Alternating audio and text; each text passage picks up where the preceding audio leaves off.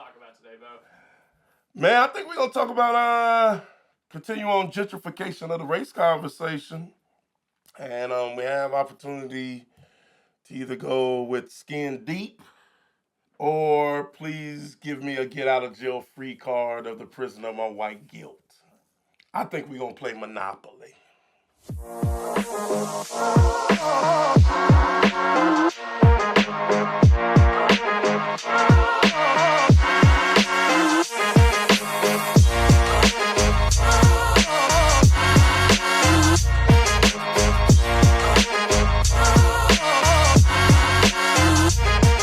Three, two, one.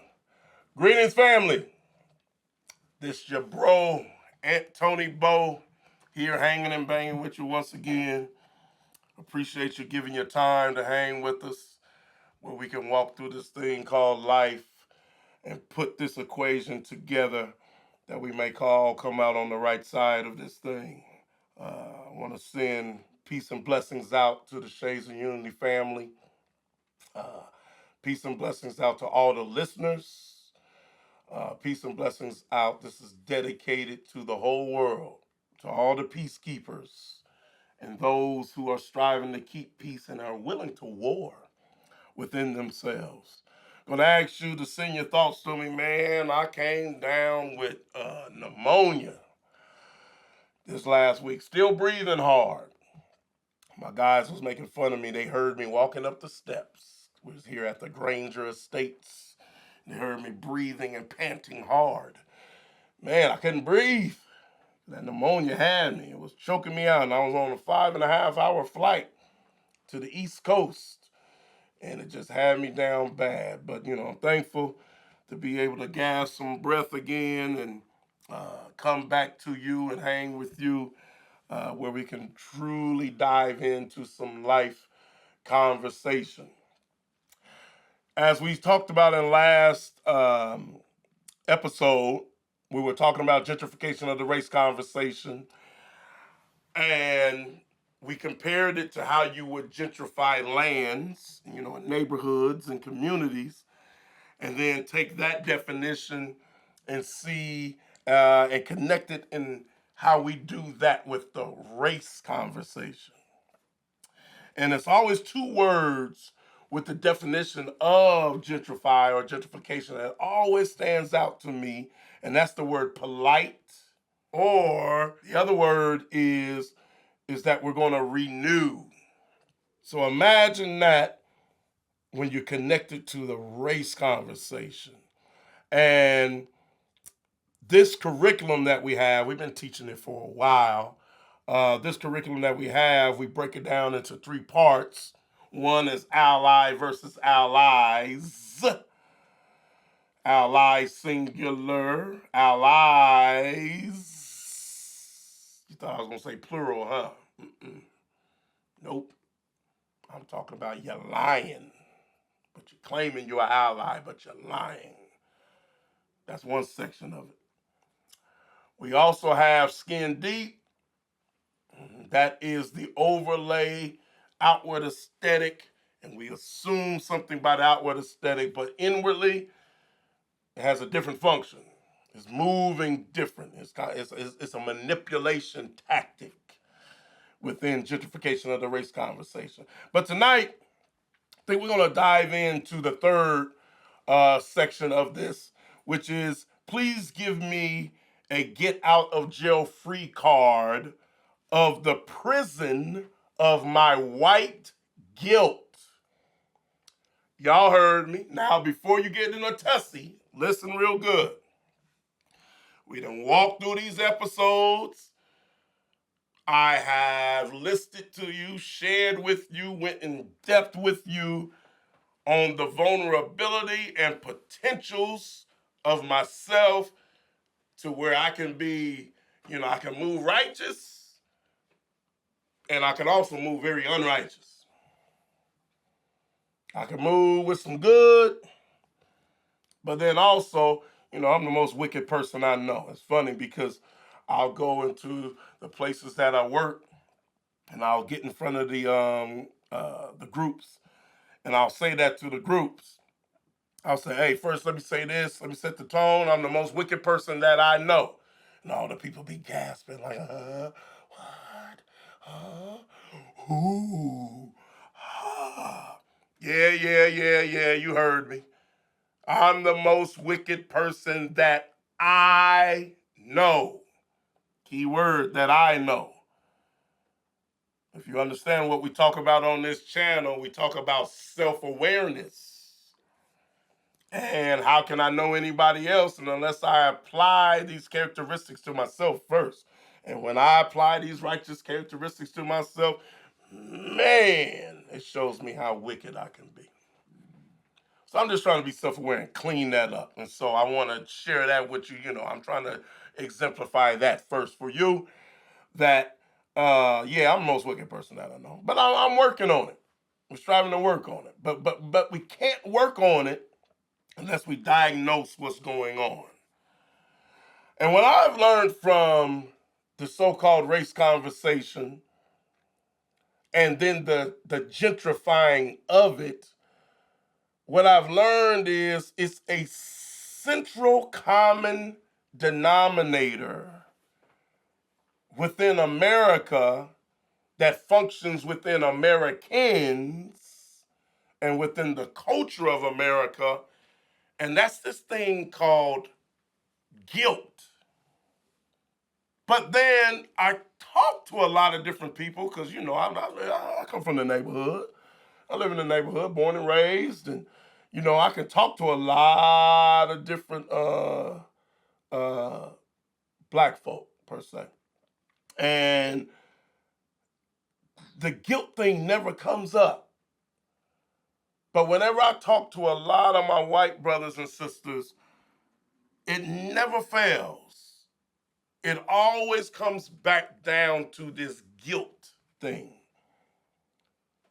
So I'm trying to figure out, what is the guilt? Why are we saying that? Why is that the first thing that comes out? Why is that the precursor? Why is that the herder from behind? And why is that what's contained all our conversation within the middle? What is this guilt? And it must be very prominent because it never fails. I find it in every, look, I am not joking with you. In every conversation that I have, 100% have not missed a free throw yet. This white guilt piece comes up, which then predicates actions, or, it's what they build up under their feet, and then they propel themselves off of, and they move according to this white guilt. So I decided to name, part of the structure of the curriculum, decided to name it. Notice the first word, please. Man, that sounds desperate. Please. I mean, I'm looking for some mercy. Please. I'll do anything. You do anything for what? If you, Bo, if you, Antoni, if you, Tyrone, if you, Deshaun, if you, Leroy, give me a get out of jail free card, please. All right, I'll try to help you out. Check this out. I'll try to help you out. But you're going to have to share with me, what's your prison? What's hindering you? What's shackling you? Here's the problem. Once I start asking those questions, now the people turn around like that's getting a little too deep, and the people turn around and they act like they don't have no impediments. Now understand this. When I take inventory of where America is right now, pertaining unto the race conversation, how to diagnose it, how to remedy it, and everything in between. If you have any wisdom within this setting, you can understand that something is off. It's very off. You have folks who are running way too fast and trying to do way too much. Go back to that word, please. Or you got folks who don't want to talk about it at all. And they function up under the word please. More so just, hey, leave it alone. Get over it. That wasn't you. What you mean that wasn't me? You know, something always gets to me, and I'll come right back to that. You know what something always gets to me? It's this new thing that's in the land where we can no longer see ourselves in the most vulnerable. Now, let me define what vulnerable means. The most vulnerable, because you remember when you was in the crib and you was sitting there and you was, you know, playing with your toes and your feet and sucking on your pacifier and whatnot. Very innocent baby. That's vulnerable physically, right? And vulnerable spiritually. Because you really don't know too much, right? And unless you have some good guidance, you know, some good repetition and, you know, good rule keeping and, you know, somebody staying on you and guiding you well, you know, you might fall off track and get raised in something in a way that you shouldn't go. So you're vulnerable. Ultimately, the vulnerability defines itself by, once I get older, what if I start picking up? Remember my story about how I got hardened by my circumstances? And I wanted a defense, and I decided my defense was going to be offense, and I started practicing looking hard and started to get very sullen, pessimistic in mind, didn't think things were going to move well, and from there would then project that on everybody else. Well, that is vulnerable. I was just a vulnerable kid that fell in a vulnerable circumstance that then got formed and meshed into a ball of vulnerability. And you would have seen that guy and you would have said, man, look at that guy. Look at him. He's making all the wrong moves. Look at him. He's making all the wrong moves. Well, those moves came from my vulnerability. Seeing that they came from my vulnerability, then that should tell us that's how we got to define vulnerability. When we see somebody not doing well, that is the epitome of vulnerability. When we see them not doing well, when we see them now applying wrong teachings, or maybe they had right teachings, but they're applying it wrong and they're going the wrong way, that is the ultimate definition of vulnerability. So here's my question to America and the world at that. If that's the definition of vulnerability, then how is it that we look at someone and we get so quick to separate ourselves from them as if we cannot relate with vulnerability? I was looking at recently, I won't say names, but one fella had passed away, another fella had passed away, and I was reading stuff. They were saying, hey, when this fella passed away, they were burning down everything. When this fella passed away, they were praying. Why would you compare? Both is vulnerability. Then they say, we're not the same. What do you mean we're not the same? Oh, yes, we are. We are absolutely the same. Let me ask you this question. Those of you who say, hey, we didn't burn down nothing, we just prayed and sang. How did you get to the point where you prayed and sang?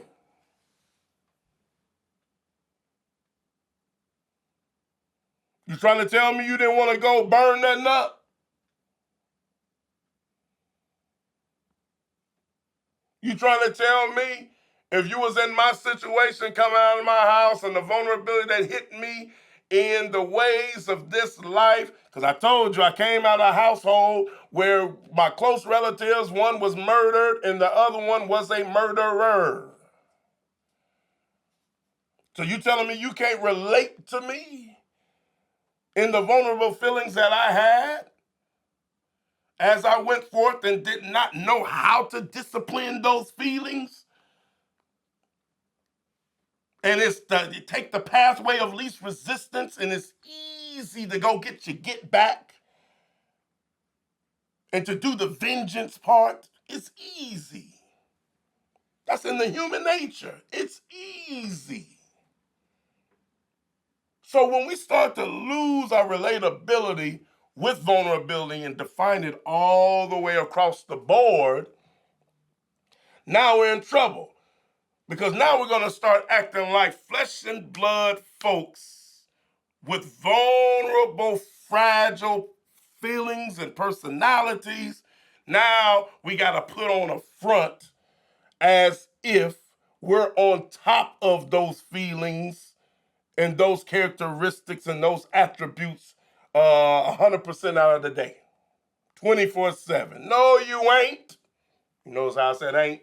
You know what I meant. No, you ain't. Here's the problem. Let me bring it back to the subject. Here's the problem. This is why you are so desperate to want to get out of jail free card of the prison of my white guilt, because in that you have forgotten your vulnerability. So why do you want to get out of jail free card? You want to go back to acting like we're 100% never vulnerable?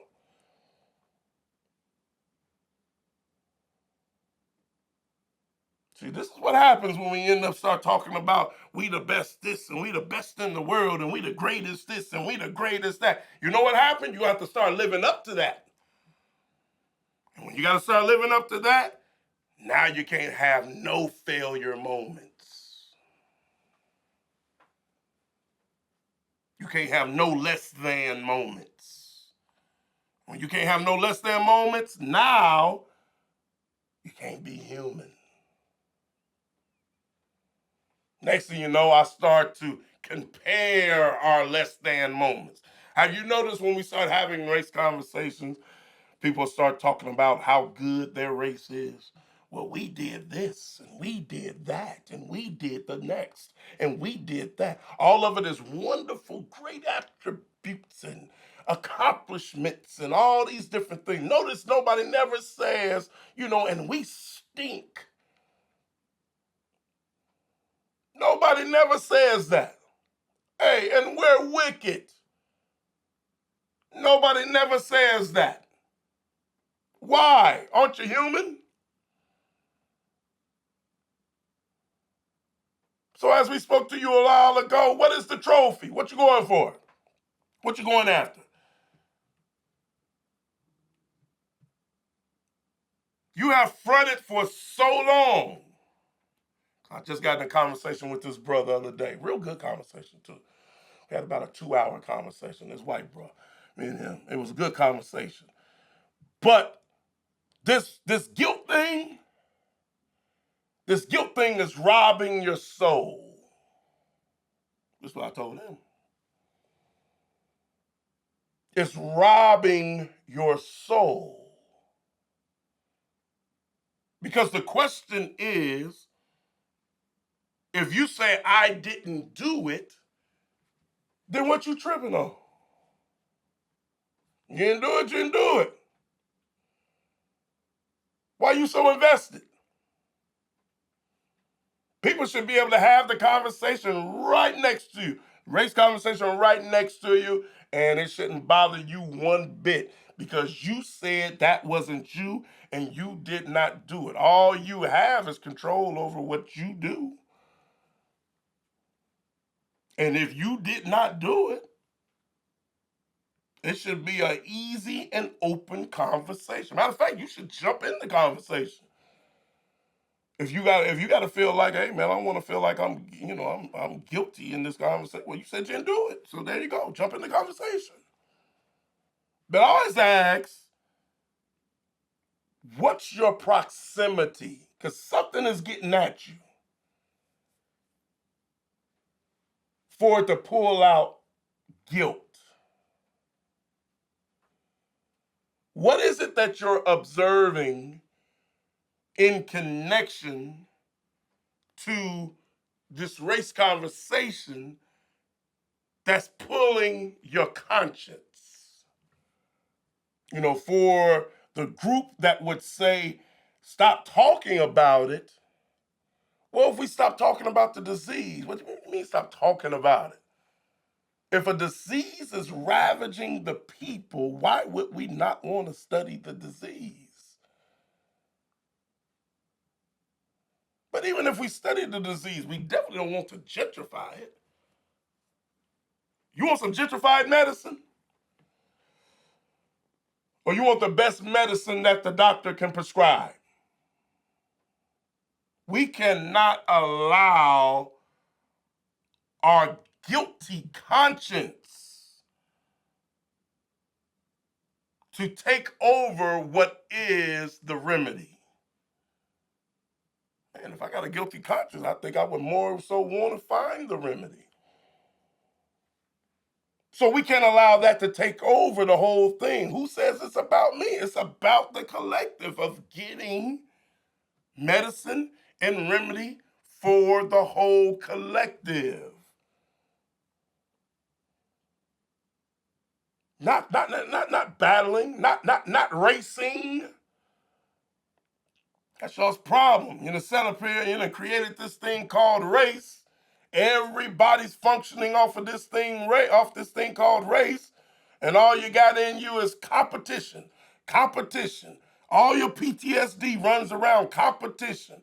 If Antoni Bo is telling you something pertaining unto how it's going to look, it's sometimes I be saying things to folks that I done learned from my grandparents that was born in 1912.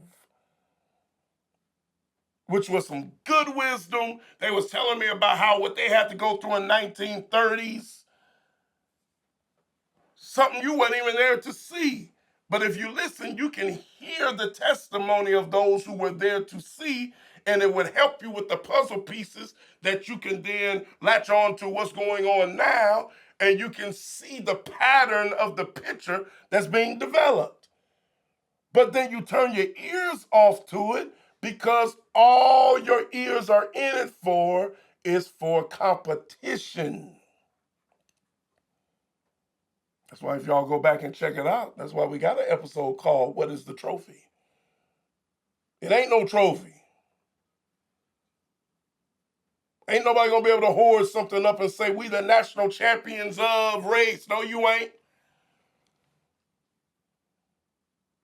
All of us is here waiting to be more vulnerable and more vulnerable and more vulnerable. You either can humble yourself, look into this, you can either humble yourself and know to cry out of that crib that I need help, or you can be in that crib a baby, don't even, just as vulnerable as you can be, and have the nerve to say, well, I'm going to just pull myself up by my own bootstraps.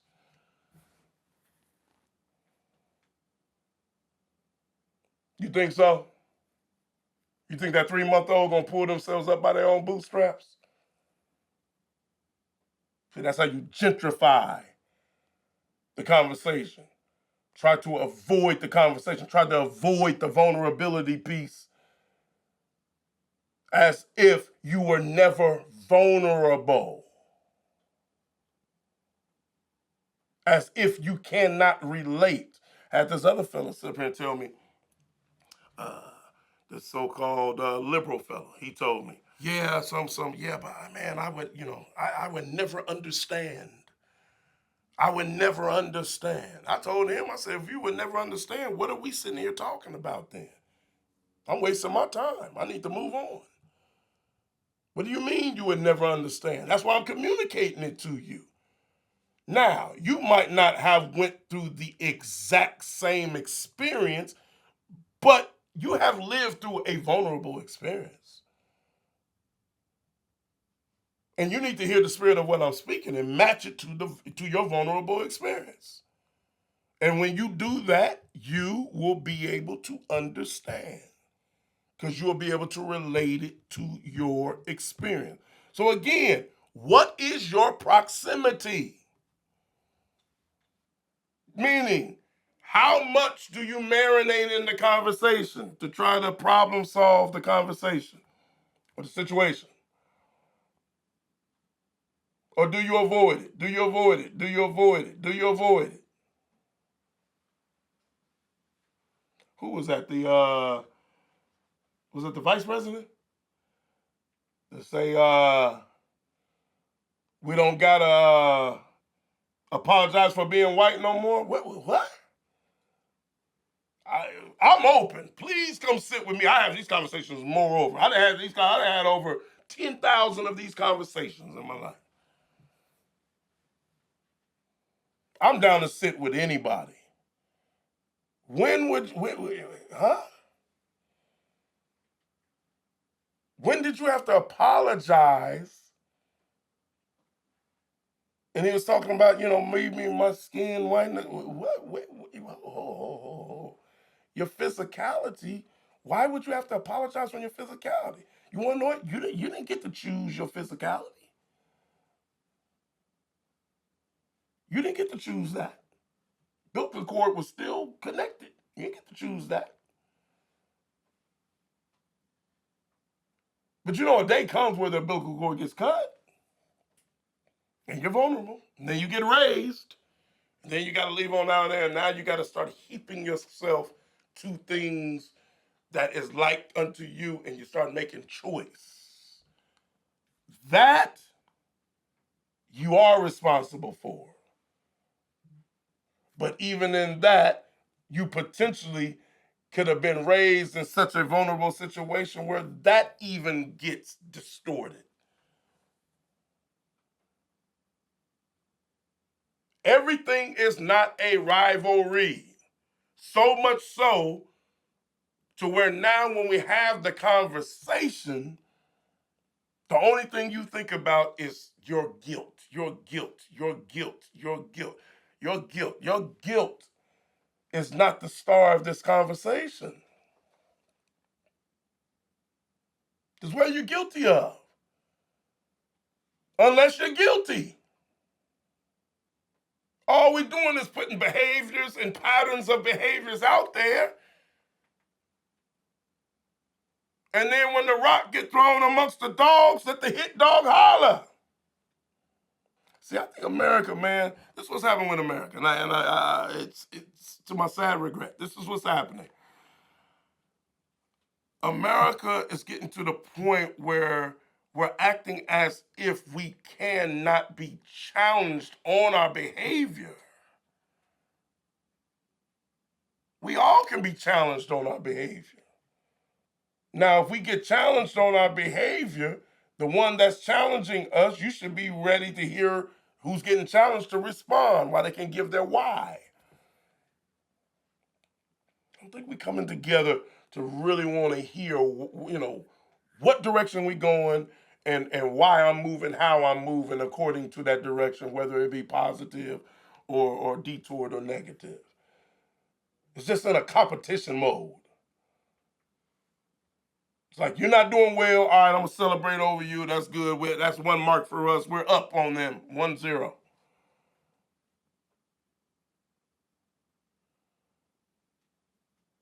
I'm striving to go a certain way. My flesh and when I look aesthetically from the outside is not my team. My team is those who striving for like-minded direction.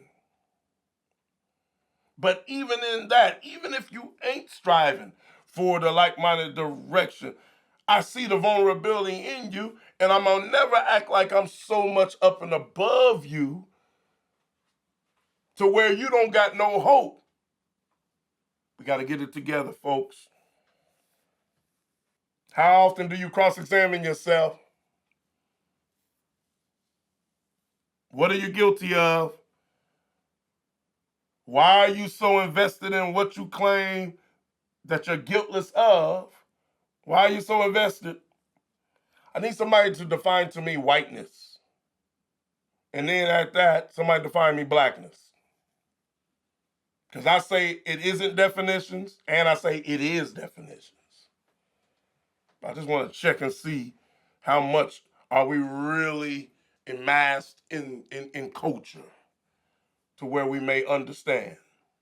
In this conversation that we're having, how is it impeding you?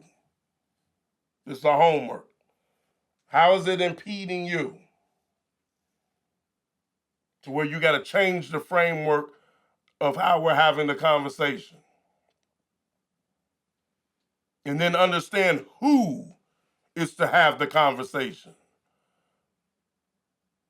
If you don't got a resume, why are you trying to be an elder in the conversation? No one cares about your opinion. We care about getting to reconciliation.